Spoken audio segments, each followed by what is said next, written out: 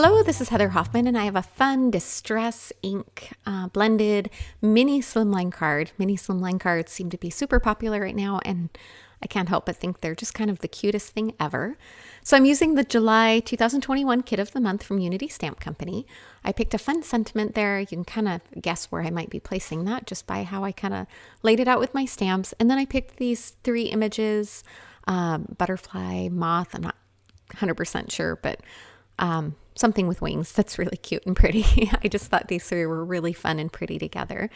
So I've already got a panel there that I have trimmed down to 3¼ by 6¼ That's roughly the size of a mini slimline card. I'll trim this down a little smaller to fit my mini slimline card base, but for now I'm going to keep it larger. I'm going to go ahead and stamp these with clear embossing ink and then use clear embossing powder for this. I found if you're using white cardstock, clear embossing powder is the easiest way to keep those images crisp and clear because you can wipe off the extra ink and it'll just show that white cardstock underneath. All right, so I'm going to use Distress Oxide inks. I'm going to start off using scattered straw and a blending brush. I'm going to go ahead and use that at the bottom, and I like to keep a microfiber cloth handy. I keep this for a couple different things. I use it to clean my brush and kind of clean up my workspace and also wipe off any excess ink off of those images on that card base there. So look how easy that is once I wiped over that butterfly image. Did you see how much it popped? Because the Distress Oxide kind of sticks onto that image to begin with. And then when you clean that extra off, all of a sudden it takes that excess off of, it'll resist the ink. So when you clean it off, you can see that image so much more clearly again.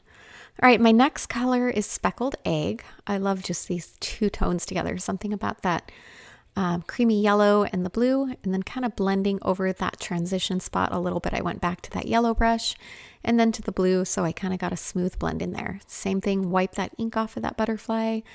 I don't know why I kept doing this. I probably could have just waited till the end, but it's so fun to see how everything kind of just magically appears. I feel like this is like those magic paint with water coloring books. I don't know if you ever used those when you were a kid. I used to love those. So, because all of a sudden the butterflies just appear out of the background. That final color was Rustic Wilderness, and it's a great green color. I did the same thing back and forth between the brushes to get a nice smooth blend.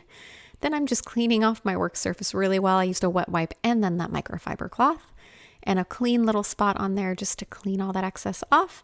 Then I trimmed a small little bit around all four edges.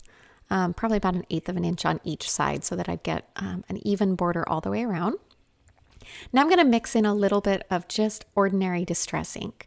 This color is Vintage Photo. I just wanted to kind of make it look a little more vintage and old. I love that color combo already, but adding a little bit of this rich brown color around the edges just kind of helped tone it down, add that kind of rustic vintage feel to it. Not my usual style all the time, but every now and then it's fun just to play with lots of ink and do that.